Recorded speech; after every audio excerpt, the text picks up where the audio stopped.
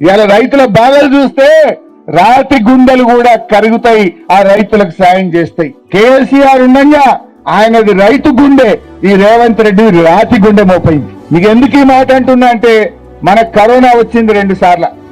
2 సార్లు కరోనా వస్తే ప్రభుత్వానికి ఆదాయం లేదు, కానీ కేసీఆర్ గారు ఆ రోజు అన్ని ఆపిండు. ఉద్యోగస్తుల జీతాలు ఆపిండు, మంత్రుల జీతాలు ఆపిండు, ఎమ్మెల్యేల జీతాలు ఆపిండు. కానీ రైతులకు మాత్రం టైం మీద రైతు బంధు ఇచ్చిండు కేసీఆర్. 2 సంవత్సరాలు కరోనా వచ్చినా ఏమైనా రైతు బంధు ఆగినారే?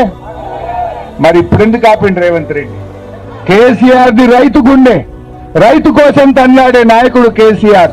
24 గంటల కరెంట్ ఇచ్చింది కేసీఆర్, చెరువులు బాగా చేసింది కేసీఆర్, రైతు బంధు పెట్టింది కేసీఆర్, రుణమాఫీ చేసింది కేసీఆర్, రైతు బీమా చేసింది కేసీఆర్, కాలువలు తవ్వించి మీకు దేవాదుల నీళ్లు ఇచ్చింది కేసీఆర్.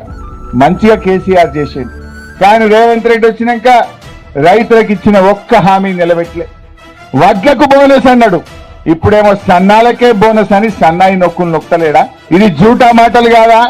అన్ని పంటలకు బోనస్ అన్నాడు. కందులకిస్తా, మక్కలకిస్తా, పెసర్లకిస్తా, ఎర్రజొన్నలకిస్తా, వరికిస్తా, పత్తికిస్తా, పసుపుకిస్తా అన్నాడు.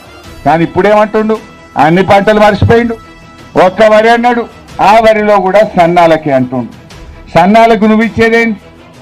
వాస్తవానికి దొడ్డొడ్లు అయితే 30 క్వింటాలు వంటాయి, సన్నదైతే 20 వంటాయి, 10 క్వింటాలు అన్నేవా. మరి ఏం లాభమైనట్టు? నువ్వు ఇస్తే అన్ని రకాల వడ్లకి అప్పుడు రైతుకు మేలైతుంది. అంటే ఇది జూటా మాటలు రేవంత్ రెడ్డి, దగాకోరు, అబద్ధాల కోరు, మోసకారి ఈ రేవంత్ రెడ్డి అని మనకు అర్థమైతలేదా?